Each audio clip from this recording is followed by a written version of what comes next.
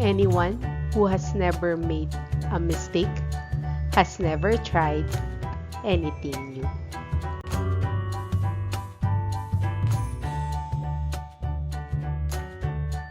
So let's learn and enjoy mathematics.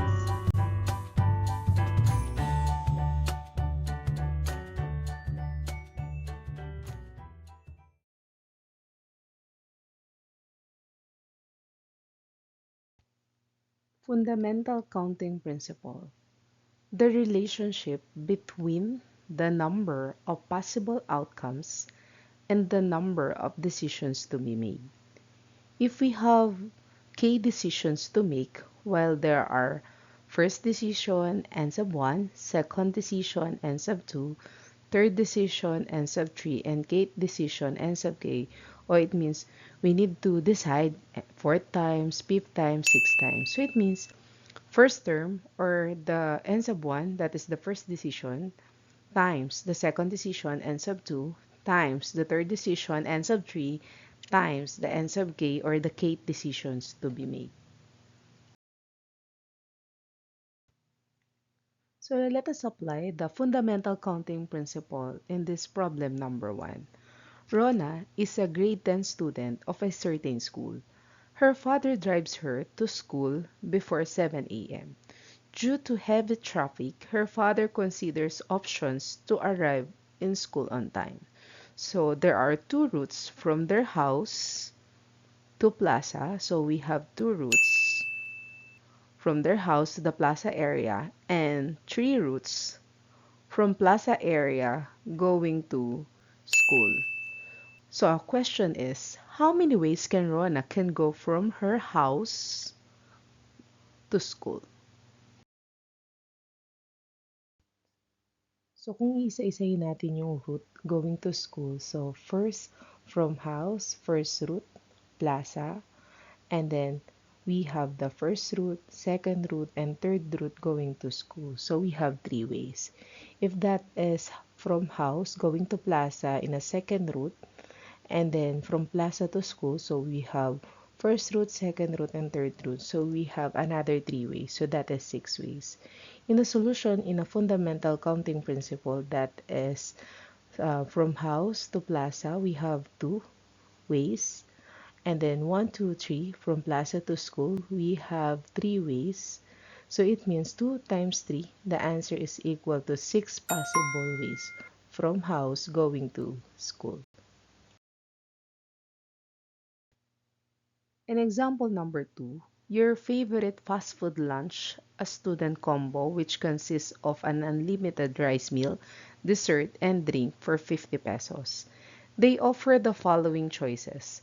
The rice meal, tocino, and longanisa, we have two options, while the yema, pulburon, and chocolate, we have three options. And then the drinks, cola and juice, we have two options. The question is, how many combos are there? So if we try to have the first combo, tocino, yema, cola, longanisa, yema, cola. So we have two combos. So what if sa other combos like pulburon, chocolate, or juice? So do you think how many combos are there? So the easiest way to solve using the fundamental counting principle, in a rice meal, we have two. Yema pulburon chocolate, we have three choices for the dessert. And then two choices for the drinks, so times two.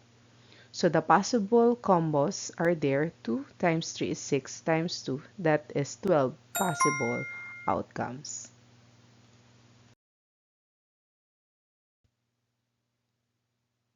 How about number 3? Four different books of math, English, values, and science are to be arranged on a shelf. So there is no restriction because based on the problem, how many arrangements are possible?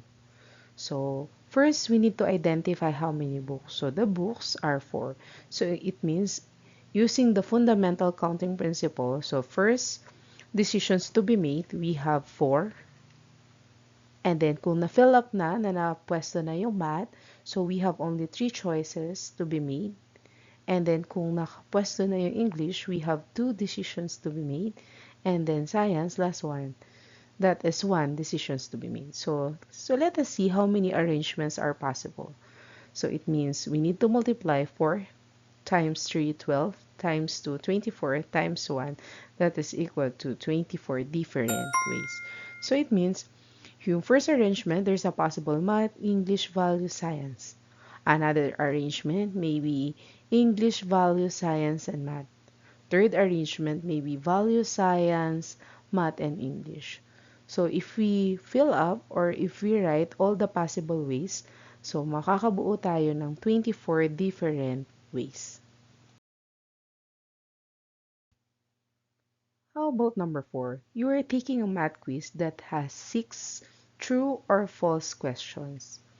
If you answer each question and leave none of them blank, the question is, in how many ways can you answer the whole test?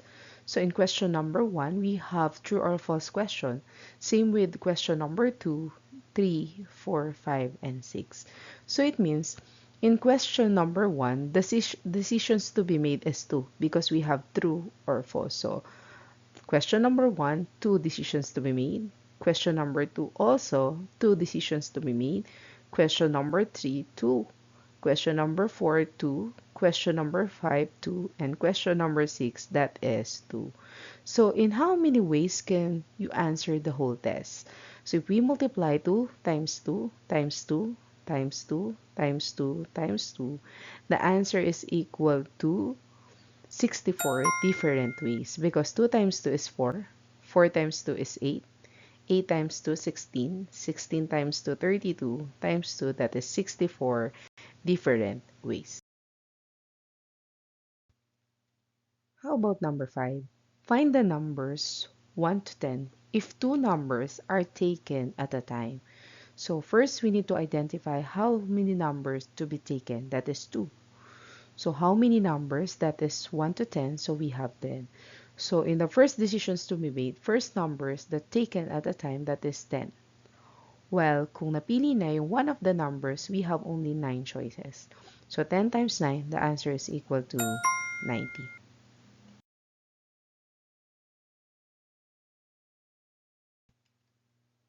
How about number 6? How many two-letter code words can be formed from the letters of the word charity? First, we need to identify how many letters. So we have 1, 2, 3, 4, 5, 6, 7. Afterwards, let us identify, based on the question, we need to get the two-letter code word. So there's a possible that we get C or H and A or R. So how many possible ways or how many two-letter code words can be formed from the letters of the words charity? In the first decision to be made, so it means we have seven letters. So first decision 7, second decision it is only 6 if we filled up the first letter. So 7 times 6, the answer is equal to 42.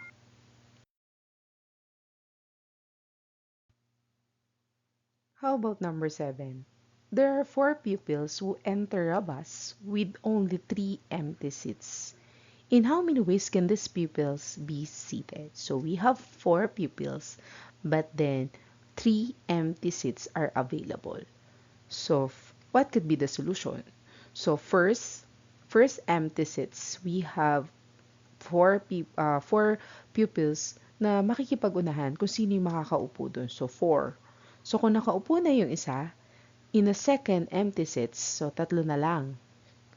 In the third empty seats, dalawa na lang. So it means, how many ways can these pupils be seated? So it means 4 times 3, 12 times 2, that is equal to 24. 24 ways can these pupils be seated. In problem number 8, in how many ways can the integers 1, 2, 3, 8, 10, and 12 permute if take 2 at a time? Based on the following numbers, we have 1, 2, 3, 4, 5, 6 numbers that we need take 2 at a time. So, 2 decisions to be made. So, in our first decisions, we have 6 numbers. So, kung naka-fill up na yung isa or nakuha na yung isa, in our second decisions to be made, so we have only 5 options. So, 6 times 5, the answer is equal to 30.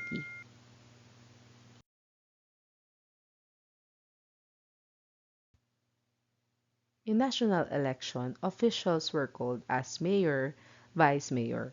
Suppose that were 8 candidates qualified for the said position. In how many ways can they be chosen? So it means first, we need to identify how many positions. So the position is 2. So the qualified candidates, that is 8. So it means to become a mayor, so we have 8 options. So kung na-fill up na yung candidates para maging mayor, so we have 7 options. So 8 times 7, that is equal to 56. How many 3-letter code words can be formed from the letters of the word amity? First, we need to identify how many letters. So we have 5. A-M-I-T-Y. And we need to get 3-letter code words from the word amity. So it means, in the first letter code words, we have 5 choices. Second letter code words, we have 4 choices kung na-fill up na yung one of the letters.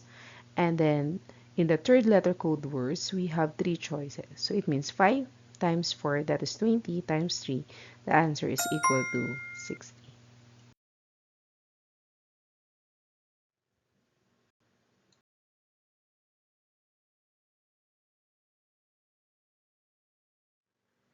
Instruction: answer the following questions using fundamental counting principle.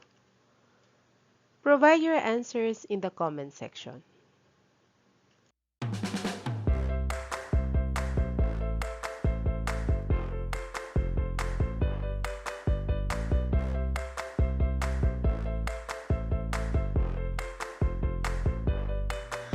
Enjoy learning mathematics. I'm Teresa Tubal.